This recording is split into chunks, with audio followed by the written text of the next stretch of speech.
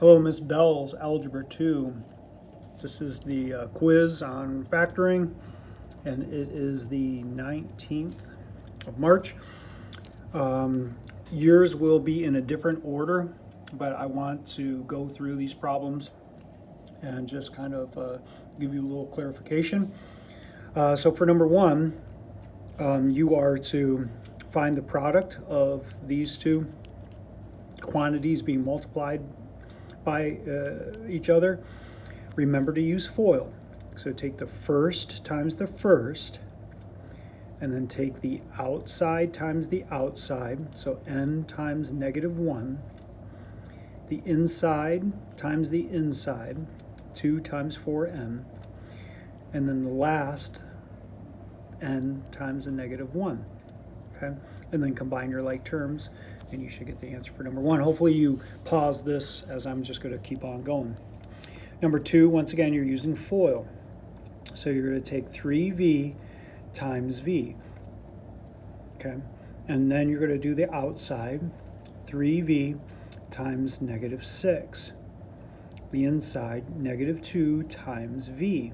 And then the last, -2 times -6. Please note that as you're working through 1 and 2, you really don't have to, because it's multiple choice, you really don't have to go through all the steps of FOIL. Once you figure out, sometimes one of these you only have to do the first step. First times the first. Okay, I'm not going to tell you which one.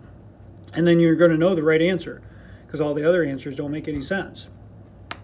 Some, you might just go a couple steps in, and then you know what the answer is. That goes for all the problems that I'm going to go through today.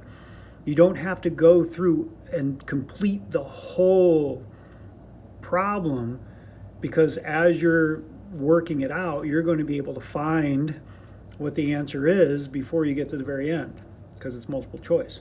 So save yourself some time, effort, and anxiety. Number three, what you're going to want to do as you're factoring this out, you're going to want to see what you can take out of each of these terms, okay? So, what is the greatest common factor? And if you want to, on the side, have a little greatest common factor calculator there with you on your computer screen, feel free to do that. Just plug in 40, 12, and 28, and you'll figure out what the greatest common factor is. I don't want the greatest common factor to be, what stops you. And then how many A's can you take out of all of these terms, okay? And then that right there is going to give you what the answer is, okay? But, then what's left would be in the parentheses. For number four, you're going to do the same thing. What is the greatest common factor of 27, 9, and you have 27 again there. Take that out. And then how many x's can you take out of all three terms, and what's the highest number of y's you could take out of all three terms? That right there is going to give you the answer. What's left in the parentheses is going to be what's left after you take that out of that amount out of each of those terms. For number five, you are going to do FOIL backwards. So you are going to think of, the first times the first would give you that x squared, okay? And then what do you multiply to get -2, but you would add and you'd get -1. And that's going to be your key to answering number five. Number six, once again, FOIL backwards. You're going to have an m and an m. And you are going to figure out what you multiply together to get -28, but you add together and get a +3.